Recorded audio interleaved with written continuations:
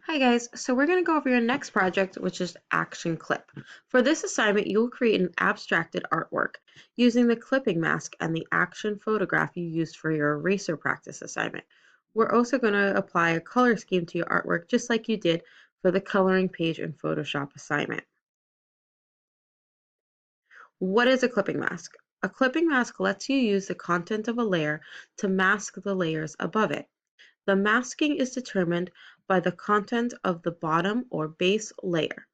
The non-transparent content of the base layer clips or reveals the content of the layers above it in the clipping mask. All other content in the clipped layers is masked out. Here's an example of what a clipping mask might look like in Photoshop. You can see over here you have the image that you want to go inside of the words or the image. I have a text here, but this middle layer will have the words or the image that you want to show.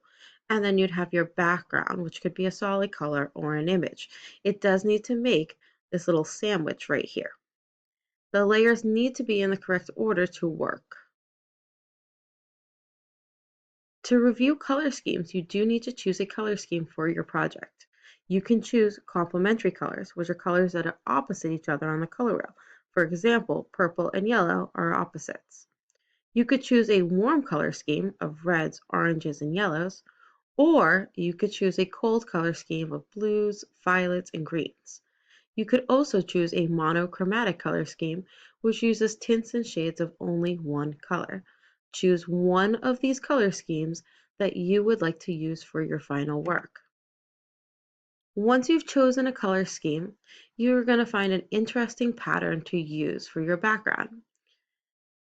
I used Google image search to search for a pattern background.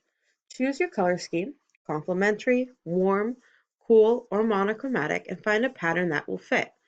For example, I searched warm colored abstract art in Google image search, and I was able to find this pretty cool, interesting design. Find a couple of patterns that you could use and save them into your desktop folder. Once you have that saved, you're ready to create a new canvas in Photoshop. Go to Photoshop and open it. You're going to create a new canvas by selecting File, New. You're going to create the canvas, and this is the canvas that you will turn in. We need to change the name of your file. It is going to be your last name, AC, which is short for Action Clip. Next, you're going to change your canvas size. This spot right here may say inches or pixels. Change it to say inches. After you've made sure that that's already changed to say inches, you can change the number for your width to 11 for landscape or 8.5 for portrait, depending on which way your figures are going to go and which way you think is going to work best for your work. The other areas in this canvas options should pretty much be standard, but you can always double check. Your resolution should say 72. Your color mode needs to be RGB color, and your background contents can be white. Once you have this created, you can click OK, and your blank canvas will show up. Next, you need to open your saved images, where you can go to File, Open, and select the image from your eraser practice. Please select your Photoshop document of this, and then open up your abstract background. When you look at your screen, you should have your three files right up top. You have your last name AC, which is your assignment canvas that you are working on. You have your old eraser practice, and you have your warm colored abstract artwork or cool colored abstract artwork, whichever color scheme you chose up there as well. You'll have these three files. Next, you need to insert your figures and abstract pattern into your new canvas, which is named your last name AC. To insert your images, we're going to use those 4 shortcuts we used for your first assignment, the About Me gallery.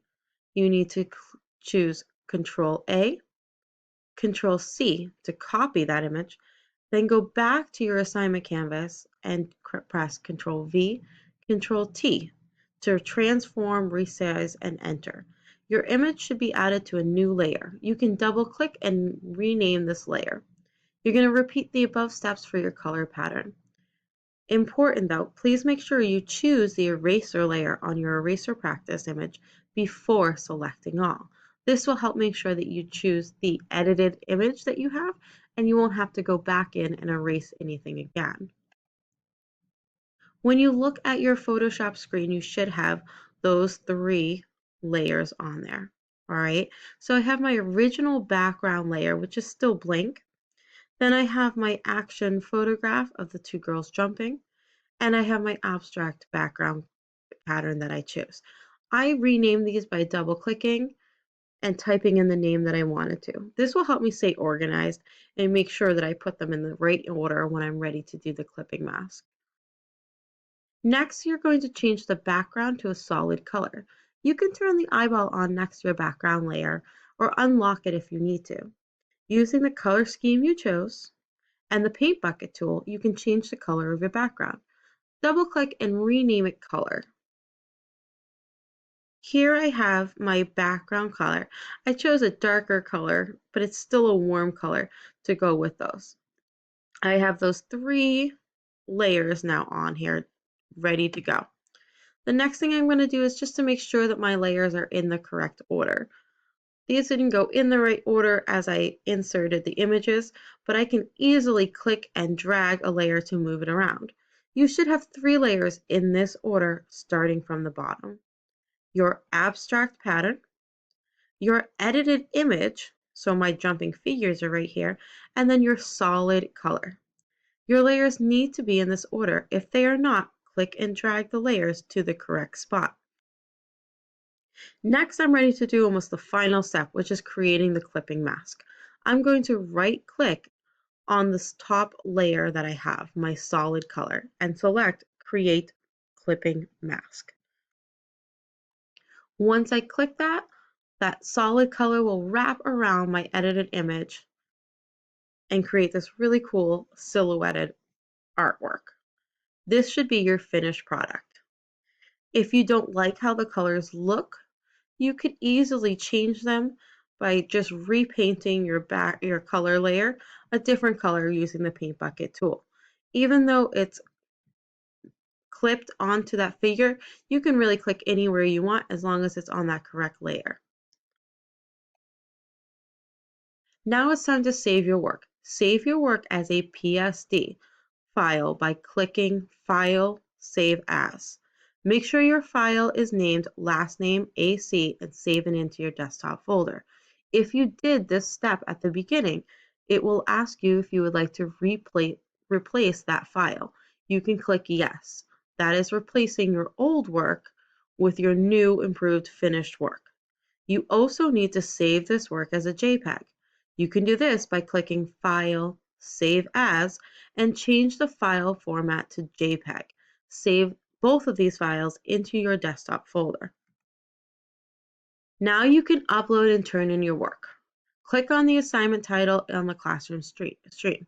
Double check these directions and make sure that you followed each and every one so that you can get the best grade possible. Once you have double checked, make sure you've met all the requirements. Click Add under your work. To attach a file, click the paperclip icon. Select Files from your computer. This will be right in the middle of your screen. Search for your desktop folder. On the left, you will see a menu. Select Desktop, find your folder, and click Open. Find your PSD file that you need to upload. It will look just like the PS logo, but you can tell which file it is because it should be named last name AC. Click Add More Files and find your JPEG file and click that one as well. This one will look more like your finished artwork. Click Upload. Your files now appear under your work, and on the right-hand side you will see the word Unsubmitted. If your work is unsubmitted, I can still see it, but I will not grade it right away. This is a great option if you want to show me your work and you have any questions for me and I wasn't able to help you during class. You can simply type in a comment or a question and I will see your work and comment back to it. To turn in your work, you must click the blue button, Turn In. Another window will pop up and click Turn In again. Your work is now turned in and you should have a green check mark and the word done on the top right corner of your work.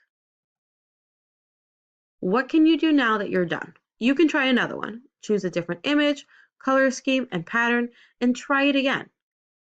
Try creating one with text instead of adding an image. Create a text layer and make sure it is below your pattern. Try adding a pattern image background for your background instead of a solid color. Make sure you do not owe or need to improve and resubmit any work. Progress reports are coming out soon, and most grades should be updated in Aspen. If you are unhappy with a grade, double check that assignment. Make sure that you completed all of the requirements that you needed to. If you did not, now is a great time to go back and finish that work and resubmit it. If you still don't have done, or if you've done all of these, you can find a Photoshop tutorial and try to learn a new skill that you are interested in learning.